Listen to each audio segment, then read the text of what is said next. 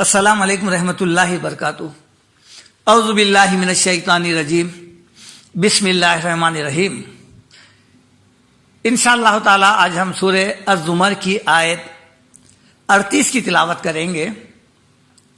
قرآن مجید کے ایسے بے شمار آیتیں ہیں جن میں یہ خالص عقیدہ رکھنے کے لیے یہ تاکید کی گئی ہے، یہ تعلیم دی گئی ہے کہ نفع اور نقصان کسی کے ہاتھ میں نہیں ہے اور اس کا مالک صرف اللہ ہے۔ دنیا میں انسانوں پر جو بھی آفتیں آتے ہیں، مصیبتیں آتے ہیں، رنج و غم آتے ہیں، پریشانیاں آتے ہیں، وہ کوئی اتفاق سے نہیں آتے، لاشعوری طور پہ نہیں آتے، بلکہ اللہ کے حکم سے آتے ہیں۔ یہ اسی کا حکم ہے جو ہم خوشحالی دیکھ رہے ہیں، اسی کا حکم ہے کہ ہم بیماری دیکھ رہے ہیں۔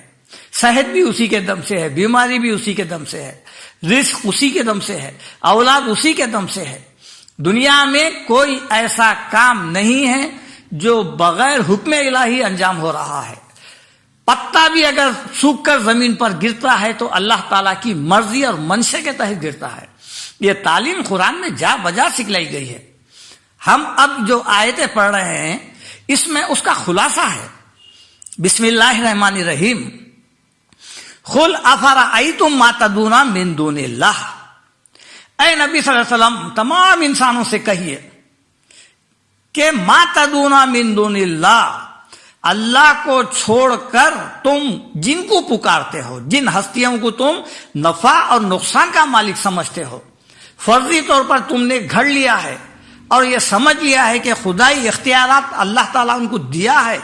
اللہ تعالیٰ من دون اللہ بول کے ان تمام ہستیوں کا رد کر دیے ہیں۔ بھلا بتاؤ تو صحیح کہ اللہ تعالیٰ کے سوا جن غیر اللہ کو تم مدد کے لیے پکارتے ہو، کیا وہ غیر اللہ ان ارادنی اللہ بضر، کہ اگر اللہ مجھے کوئی تکلیف پہنچانا چاہے، حل ہن کاشفات الضر، تو کیا یہ غیر اللہ اس تکلیف کو دور کر سکتے ہیں؟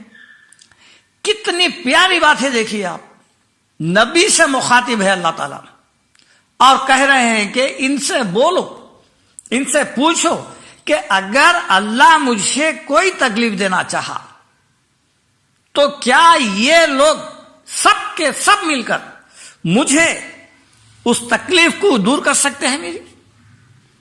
او ارادنی برحمت حل ہن ممسکات برحمتی، یا اللہ مجھ پر رحم کرنا چاہ رہا، مجھے صحت دینا چاہ رہا ہے، اولاد دینا چاہ رہا ہے، رزق دینا چاہے، تندرست رکھنا چاہ رہا ہے، تو کیا تمہارے یہ معبودان باطل جن کے پاس جا کے تم جھولیاں پھیلا رہے ہو، ادب سے ٹھہرے ہو، کیا یہ لوگ اس اللہ کی رحمت کو روک سکتے ہیں؟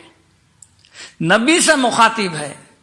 آج ہمارے پاس تعویذ گنڈے کرتوتوں کی اتنی اہمیت ہے، ہم یہ سمجھتے ہیں کہ یہ جنتر منتر سے انسان کے تقدیریں بدل جاتے ہیں، صحت بیماری میں تبدیل ہو جاتی، زندگی موت میں تبدیل ہو جاتی، کاروبار مفلسی میں تبدیل ہو جاتے۔ ایسا عقیدہ ہم ان لکیروں میں، ان الفاظ میں ہم سمجھ لیے ہیں، جبکہ اللہ تعالیٰ کیا فرما رہے ہیں نبی سے مخاطب ہو کر؟ تمام دنیا کے موجودہ گزشتہ سب کے سب ہستیاں مل کے بھی اگر اللہ تعالیٰ ان ارادنی اللہ بضر، اگر اللہ مجھے ارادہ کر کے تکلیف پہنچانا چاہ رہا ہے، حل ہن کاشفات الضر، کیا یہ لوگ میری مشکل کو دور کر سکتے ہیں؟ ہے کوئی ایسی ہستی؟ یا پھر او ارادنی برحمت، یا اللہ تعالیٰ میرے اوپر کوئی رحمت نازل کرنا چاہے، حل ہن ممسکات رحمتی، تو کیا اس رحمت کو یہ لوگ روک سکتے ہیں، مجھ سے ہٹا سکتے ہیں؟ اللہ تعالیٰ تو دینا چاہ رہا تھا، لیکن یہ لوگ ایسا عمل کر دیے، ایسا منتر کر دیے، ایسے جادو کر دیے کہ اولاد نہیں ہو رہی ہے۔ ایسا ہے کچھ؟ قل حسبی اللہ، اللہ تعالیٰ فرما رہے ہیں، آپ بولیے کہ اللہ میرے لیے کافی ہے۔ قل حسبی اللہ، اللہ میرے لیے کافی ہے۔ یہ ہے ایمان، یہ ہے اللہ پر توکل، یہ بھی ہے وہ بھی ہے، گیا ایمان گیا۔ اللہ بھی کچھ کر سکتا ہے، عامل بھی کچھ کر سکتے ہیں، بابائیں بھی کچھ کر سکتے ہیں، یہ ہستیاں بھی کچھ کر سکتے ہیں، پورا عقیدہ ایمان غیب ختم، صفر ہے وہ۔ اب نہیں پتا چلا، بعد میں پتا چلیں گا جب یہاں سے رخصت ہوں گے، جب پتا چلتا ہے. علیہ یتوکل المتوکلون، اللہ تعالیٰ بول رہے ہیں بھروسہ کرنے والوں کو اللہ ہی پر بھروسہ کرنا چاہیے، ادھر ادھر نہیں.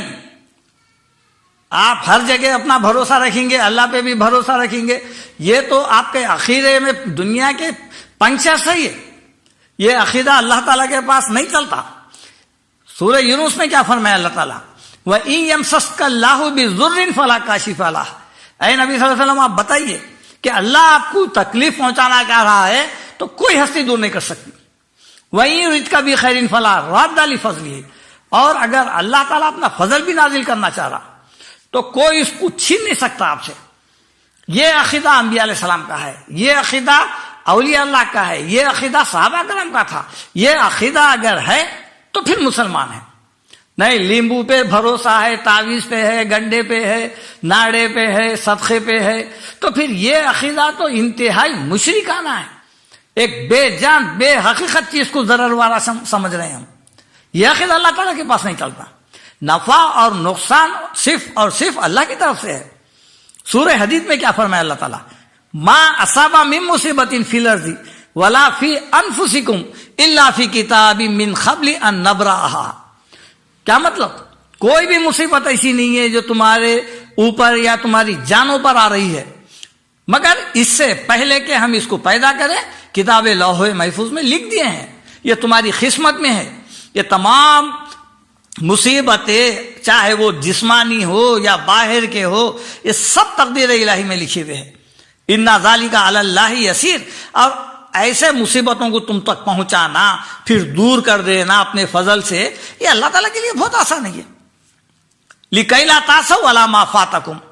یہ سب کچھ اس لیے بتا رہے ہیں تمہارے کو کہ اگر تمہارے کو کوئی دنیا میں کوئی چیز ہاتھ سے نکل گئی، نقصان ہو گیا تو اس کا رنج مت کرو، ضائع ہو گیا بول کے مت سمجھو، اس لیے کہ تمہارے قسمت میں یہ لکھا جا چکا تھا.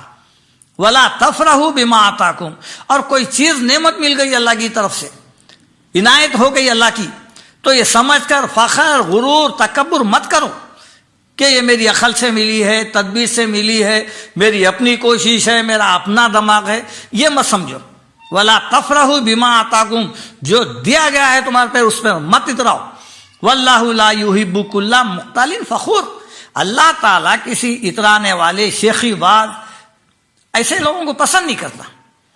اللہ تعالیٰ اہل ایمان کو مصیبتوں میں، رنج و غم میں، پریشانیوں میں کیا دعا سکھائے اللہ تعالیٰ. سورہ توبہ میں دیکھیے آپ، قُلْ لَن يُصِيبَنَا إِلَّا مَا كَتَبَ اللَّهُ لَنَا.